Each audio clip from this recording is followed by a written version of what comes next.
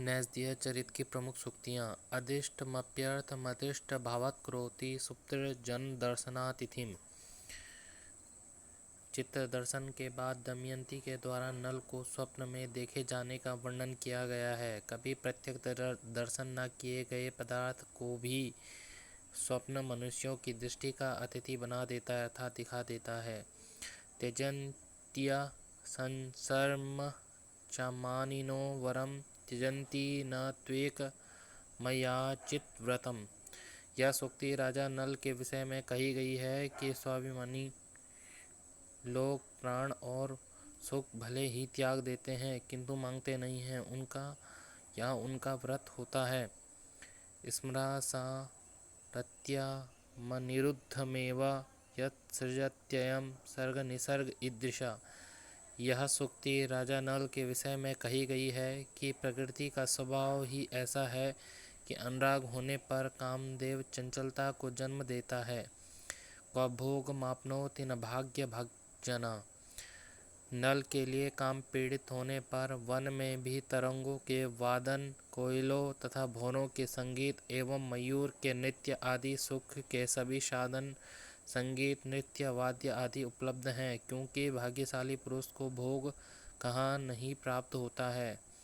विगर्हितं धर्म धने निबर्हणं विशेष्य विश्वास जुषाम द्विषामपि। हंस राजा नल की निंदा करते हुए कहता है कि हे राजन, मेरा वध करने से आपको प्राणी वध के साथ विश्वासघात का भी पाप लगेगा, क्योंकि विश्वास युक्त शत्रुओं का भी वध धर्माचार्यों के द्वारा विशेष रूप से निंदनीय कहा गया है। निपापतंगम समधत्त प्राणिना। राजा नल ने स्वयं कपट से नारायण की तरह अपने शरीर को छोटा करके शब्द रहित तरण से हंस के पास जाकर हंस पक्षी को हाथ से पकड़ लिया। सरोरुहं तस्य दृशेव तर्जितं जिताः स्मितेनेव विधोरपि श्रिया कुतः परं भव्यमहो महोयसी तदाननस्योपमितौ दरिद्रता। नल के नेत्र के द्वारा कमल और मुस्कुराहट के द्वारा चंद्रमा की शोभा जीत ली गई है। नल से अधिक सुंदर वस्तु क्या हो सकती है। आश्चर्य है कि नल के मुख की उपमा बहुत दरिद्रता हो गई है। अपाम हि तृप्ताय न वारिधारा स्वादु सुगंधि स्वदते तुषारा। दमयंती कहती है कि हे हंस, उचित अवसर देख कर ही नल के समक्ष यह प्रस्ताव रखना, क्योंकि जो जन जल पीकर पूर्णतः तृप्त हो चुका हो उसे स्वादिष्ट, सुगंधी और अति शीतल जल की धारा में भी स्वाद नहीं आता। आर्जवम ही कुटलेषु न नीति। इंद्र का संपूर्ण कपटाचार जान लेने पर नल ने वैसे छल वाक्यों का प्रयोग करना चाहा जैसे कि इंद्र ने किया था, क्योंकि कुटिल जनों के प्रति सरलता नीति नहीं होती। कार्य निनानाधि गुणानधीते। हंस दमयंती से कहता है कि स्वर्ण कमलियों के अग्रभाग खाने वाले हम अपने खाद्य के अनुरूप ही शरीर शोभा रूप समृद्धि के भोजन हैं, क्योंकि कार्य कारण से ही गुण प्राप्त करता है। घनाम बुना राजपतेति पिच्छिले क्वचित बुधेरप्यपथेन गम्यते। दमयंती की सखी द्वारा दमयंती से कहा गया है कि जिस विपत्ति में धर्म के अनुसरण से रक्षा नहीं हो पाती है उस समय धर्म के विरुद्ध आचरण भी उचित होता है, क्योंकि वर्षा जल से राजमार्ग में कीचड़ हो जाने पर समझदार व्यक्ति अपत से भी कहीं चला करते हैं। ममापि साधु प्रतिभात्ययं क्रमा चकास्ति योग्येन ही योग्य संगमा। नल कहता है कि हे दमयंती, तू धर्मशील है और यमराज को भी धर्म पर चलने वाला बताया जाता है, अतः तुम्हारे लिए यमराज ही वर के रूप में योग्य है। उनका ही तुम्हें वरण करना चाहिए, क्योंकि योग्य से योग्य का संगम सुशोभित होता है। झटति पराशय वेदिनो ही विज्ञा। नल देवताओं से कहता है कि दमयंती को हृदय में बसाकर श्वास लेने वाला मैं नल उनके सामने किस प्रकार भावों को संभालने में समर्थ हो सकूंगा, क्योंकि विषयों को विद्वान भी कठिनता से ही जीत पाते हैं। द्योर्न काचिदथवास्ति निरूढ़ा सैव सा चलति यत्र ही चित्तम। जहाँ चित्र रमे वही स्वर्ग है, इसी भाव का वर्णन है। विद्वान होकर भी जब कोई स्वर्ग को छोड़कर पृथ्वी पर अनुसरण करे तो खेद है। इससे तो यही स्पष्ट होता है कि स्वर्ग कोई विशिष्ट स्थान नहीं है, क्योंकि जहाँ चित्त रमता है वहीं स्वर्ग है। नैयाय्यमुपेक्षते हि का। नल दमयंती से कहता है कि यदि तुम नल के बिना अपने को फांसी लगाना चाहती हो, तब अंतरिक्ष जाति तुमको अंतरिक्ष में बसने वालों का स्वामी इंद्र हर लेगा, क्योंकि न्याय से प्राप्त वस्तु की कौन उपेक्षा करता है, अर्थात कोई नहीं। ब्रुवते ही फलेन साधवो न तो कंठेन नियोपयोगिताम। हंस राजा नल से दमयंती के समीप जाने की आज्ञा मांग रहा है। इसी विषय के लिए वह स्वयं को धिक्कारता है कि उसने आज्ञा क्यों मांगी, क्योंकि सज्जन व्यक्ति अपनी उपयोगिता कार्य से ही बखानते हैं, कंठ से नहीं। भस्मीभूतस्य देहस्य पुनरागमना यथा कुता है। बुद्धिमानों, सम क्या है, कुछ नहीं। प्रिया की प्राप्ति के निमित्त परिश्रम करो, क्योंकि जल कर राख हुए शरीर का पुनः आगमन कहाँ होता है, अर्थात नहीं होता है। गरो गिरा पल्लव नार्थ लाघवे मितम च सारम च वचो हि वाग्मिता। नल दमयंती से कहते हैं कि विशेष प्रयोजन से शून्य कुल व नाम के विषय में बताना मेरी जीभ द्वारा उदासीनता होगी, क्योंकि विस्तार और संकोच दोनों वाणी के विष रूप हैं और थोड़ा किंतु सारपूर्ण कथन वचनों का पांडित्य है। मुखम विमुच्य स्वजितस्य धारया वृथेव नासापथधावनश्रमा। नल दमयंती से कहते हैं कि हे हाय, तुमने सब देवों के नायक देवेंद्र को छोड़कर मनुष्य नल का आदर किया है, जो पूर्णतः भ्रम है, क्योंकि निश्वास धारा द्वारा मुंह को छोड़कर नाक के मार्ग से आना जाना व्यर्थ ही है। विवेक धारा सतधौतमन्तः सताम न कामा कलुषी करोति।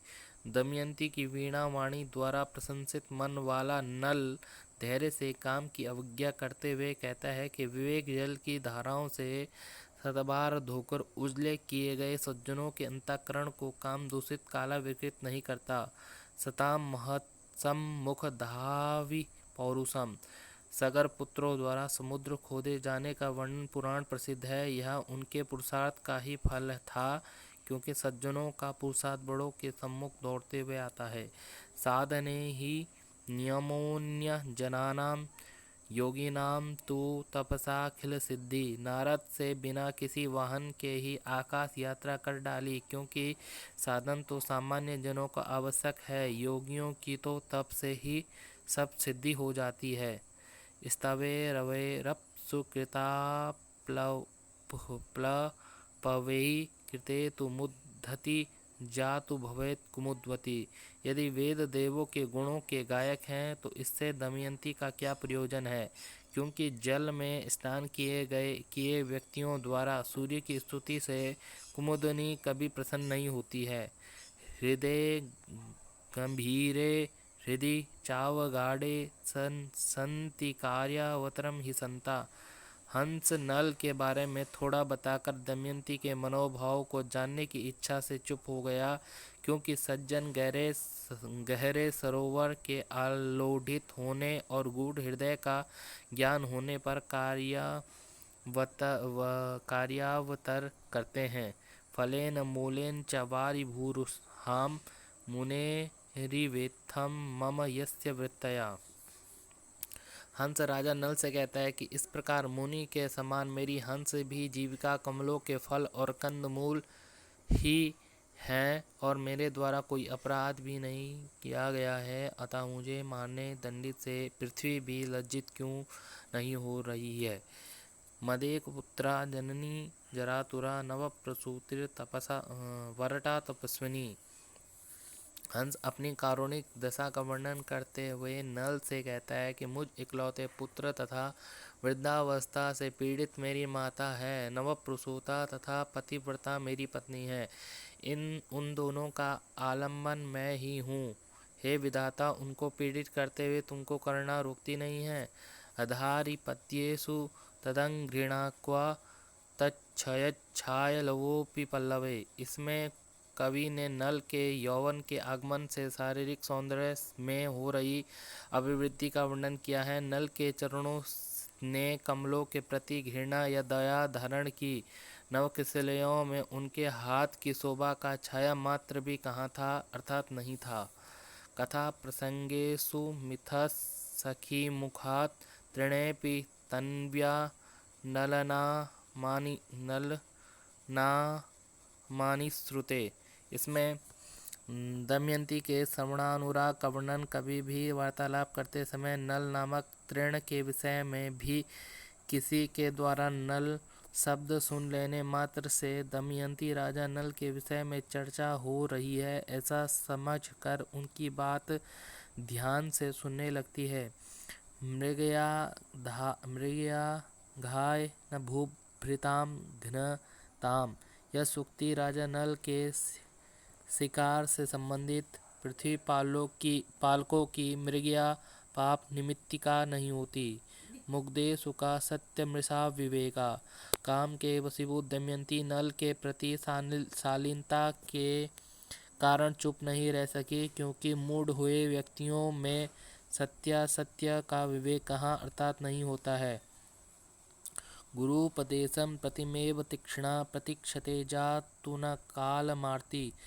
हंस दमयंती से कहता है कि सोच विचार कर कार्य करना, विलंब सहन करना तथा शीघ्रता करो। शिष्य की कुशाग्र तुल्य तीव्र प्रजा के समान गुरु के उपदेश की प्रतीक्षा नहीं करती है, वैसे भी पीड़ा विलंब की प्रतीक्षा नहीं करती है। जनः किलाचार मुचम गायति। नल स्वनामोच्चारण न करने का कारण बताते हैं कि सज्जन अपना नाम नहीं लेते। महापुरुषों के आचार व्यवहार की परंपरा है, इसलिए वह नाम कहने को उत्साहित नहीं हो पा रहा है, क्योंकि लोक निश्चय ही आचार व्यवहार छोड़ देने वालों की निंदा करता है। तरुणिस्तन एव दीप्यते मणिहारावली रामणीयकम। हंस नल से कह रहा है कि हे वीर, दमयंती की श्रृंगार चेष्टा केवल तुझसे ही सुशोभित होगी, क्योंकि मणिलाल की रमणीयता तरुणी के कुचों पर ही दिखती है। तम दिगस्तु कलयन्नपि वाञ्छामर्थी वा गवसरम सहते यः। नल विचार कर रहे हैं कि वे देवों का अभिष्ट कैसे जाना जाए, कि वे क्या चाहते हैं। बिना मांगे ही शीघ्र दान कर देना श्रेष्ठ है। जो दाता याचक की इच्छा को समझता हुआ भी याचकों को कहने का अवसर देता है, उसे द्विषन्मुखेऽपि स्वदते स्तुतिर्या तन्मिष्टतानिष्टमुखे त्वमेया। प्रिया दमयंती की प्रिया वाणी का पान कर नल पूर्णतः मग्न हो गए, क्योंकि जो प्रशंसा वचन शत्रु के मुख में भी स्वाद देते हैं, वे प्रिया मुख से कहे जाए तो उनकी मिठास क्या असीमित न होगी ही। न मोघ संकल्पधरा किलामरा। दमयंती नल से मुख से चंद्र को और शोभा से काम को जीत लिया है, जिस कारण ये दोनों मेरे वध के लिए प्रण किए बैठे हैं। यदि नल की प्रिया होने के कारण है तो मैं जीत गई, क्योंकि देवता प्रण संकल्प धारण निश्चय ही निष्फल नहीं करते हैं। नामापि जागर्ति हि यत्र शत्रोस् तेजस्विनस्तं कतमे सहन्ते। चंद्र पर कोप करता हुआ मानव आहुति में दिए गए सोमरस का आचमन किया करता है, क्योंकि जिसमें शत्रु का नाम भी प्रकट होता है, उसे कौन तेजस्वी जन सहन करते हैं, अर्थात कोई नहीं। पलाल जाले पिहिता स्वयं ही प्रकाश महसा दयतिक्षुडिम्बा। देवताओं के कथन कितने समय तक नल को अंतर्धान कर सकते हैं, क्योंकि तिनकों से ढका इख का अंकुर अपने आप ही प्रादुर्भूत हो जाता है। पिपाशुता शांतिमुपैति वारिणा न जातु दुग्धान मधुनोधिकादपि। दमयंती नल से कहती है कि कर्णामृत रूपी तुम्हारी वाणी तो सुन ली, किंतु आपके नाम के विषय में सुनने की आकांक्षा शिथिल नहीं हुई, क्योंकि प्यास जल से शांत होती है, अधिक दूध अथवा मधु से नहीं। बिंबानुबिंबो हि विहाय धातुर न जातु दिष्टाति स्वरूप सृष्टि। नल को अपने सम्मुख देखकर दमयंती नल का प्रतिबिंब समझ रही है। इसी भाव का वर्णन है। संसार रूप सागर में प्रतीत होता है कि वीर सैन पुत्र नल प्रतिबिंब रूप में विद्यमान है, क्योंकि विधाता की अतीत समान रूप वाली सृष्टि बिंब प्रतिबिंब को छोड़कर कहीं नहीं देखी गई। विजृंभितं यस्य किल ध्वनिरिदं विदग्ध नारी वदनं तदाकरा। दमयंती से नल कहते हैं कि दमयंती, तूने देवताओं में से एक को निषेध रूप में स्वीकारा ही है। तेरी ही वाणी में वक्रता है, क्योंकि यह जिस ध्वनि व्यंजना वृत्ति का प्रसिद्ध विलास है, उसका उद्भव स्थान विदुषी नारी का मुख ही है। विधेरपि स्वरसिका प्रयासा परस्परम योग्य समागमाया। हंस दमयंती से कहता है कि रात्रि से चंद्र, उमा से शिव व लक्ष्मी से विष्णु के समान ही संयोग अच्छा होता है, कारण कि विधाता भी परमोपयुक्त प्रयत्न परस्पर योग्य सम्मिलन के लिए ही करता है। संसति द्विनयनी दृढ़ निद्राम द्रांग निमेष निस्घूर्णन पूर्णा। इनमें दोनों नयनों के झपकने से मृत्यु की ओर संकेत का एवं जीवन की क्षण भंगुरता का वर्णन किया गया है। नल सोच रहे हैं कि झटपट पलक झांपने के मिस तंद्रा से पूर्ण दोनों नेत्र मृत्यु का कथन करते हैं। संदर्भते दर्भ गुणेन मल्ली माला नमत्वी बृहस्स कर्कशेना। दमयंती के लिए योग्य वर नल जैसे समस्त पुरुषोचित गुण वाले के अतिरिक्त कोई नहीं है। इसी भाव का वर्णन है। दमयंती जैसी स्त्री गुण सागर की प्रभा रूपा को नल के अतिरिक्त पुरुष से संयुक्त करना उचित नहीं होगा, क्योंकि कोमल मल्लिका पुष्पमाला को अत्यंत कर्कश कुश तंतु से गूंथना उचित योग्य नहीं होता है।